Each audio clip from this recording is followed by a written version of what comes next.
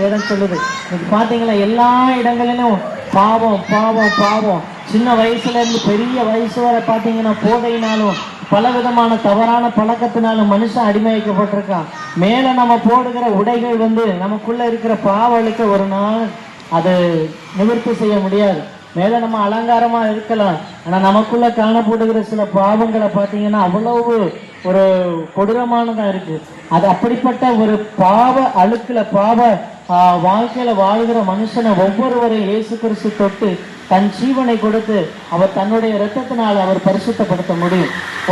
எங்களை இயேசு கிறிஸ்து தொட்டதுக்கு காரணம், இங்க நாங்க உங்களுக்கு சொல்ல வர்றதுக்கு காரணம் என்னன்னா, நாங்களும் ஒரு நாள் இப்படிப்பட்ட அடிமைத்தனத்துல பாவத்துல இருந்த எங்களை இயேசு கிறிஸ்து தேடி வந்தார். அவர் கிறிஸ்தவர்களுக்கு நாங்கள் கிறிஸ்தவனா இருக்கிறதுனால தேடி வரல, தேடி வந்து எங்களை தொட்டதுனால அவரை நாங்கள் பின்பற்றுகிறோம். ஒவ்வொரு மனுஷனுக்கு இயேசு கிறிஸ்து தேவை.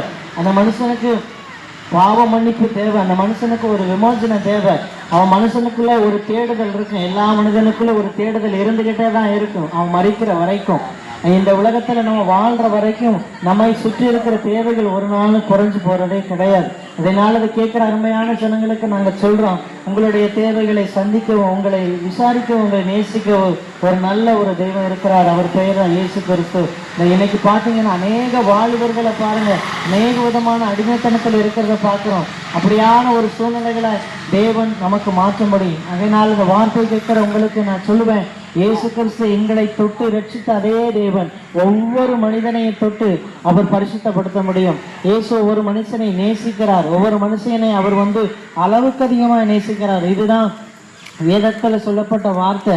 அவர் நம்மளை நேசிக்கிறனாலதான் கல்வாரி சிலுவையிலே அவர் நமக்காக ஜீவனை கொடுத்தார். அதாவது கிறிஸ்தவத்தை நீங்க ஏத்துக்கிறீங்கன்னு நாங்க இங்க பிரசங்கம் பண்ணல. இயேசு ஒரு மனுஷனுக்கு தேவை. இந்த உலகத்தினுடைய வாழ்க்கை நிரந்தரமானது கிடையாது. ஒரு மனுஷனுக்கு 40 வயசுல இருக்கும், ஒரு சில மனுஷனுக்கு இளமையிலே ஜீவன் போயிடும், ஒரு சில மனுஷனுக்கு முதுமை வரைக்கும் இருக்கும். இந்த முதுமை காலம் முடிஞ்ச உடனே எல்லாரும் ஒரு நாள் தன்னுடைய வாழ்க்கையை முடிக்கத்தான் செய்யணும். நான் பாருங்க, இந்த உலகத்துல எத்தனையோ ஜனங்கள் இருந்தாலும் எல்லாருமே சரியான வாழ்ந்து முடிக்கிற ஒரு பயணத்துல, வாழ்க்கை பயணத்துல இல்லை. பாத்தீங்கன்னா மனுஷன் இன்னைக்கு இருக்கிற மனுஷன் நாளைக்கு இருக்க மாட்டானா, இயேசுவை பின்பற்றுகிற எந்த மனுஷனும் ராஜ்யத்துல இருப்பான்னு வேதம் சொல்லுது. நாங்க சொல்ற இந்த வேத வசனம் உண்மை. இந்த வேத வசனத்தை கடவுளாகி ஆண்டவரை எங்களுக்கு மனுஷனுக்கு எழுதி கொடுத்திருக்கிறார். அதனால இந்த வார்த்தை கேட்கிற உங்களை நாங்க சொல்லுகிற, இயேசு உங்களை நேசிக்கிறார். அவர் இயேசுப்ப மீண்டும் வரப்போறாரு. அவருடைய வார்த்தைக்கு, அவருடைய வசனத்துக்கு செவி கொடுக்கிற உங்களை ஒவ்வொருவரையும் தேவன் ஆசீர்வதிக்க விரும்புகிறார்.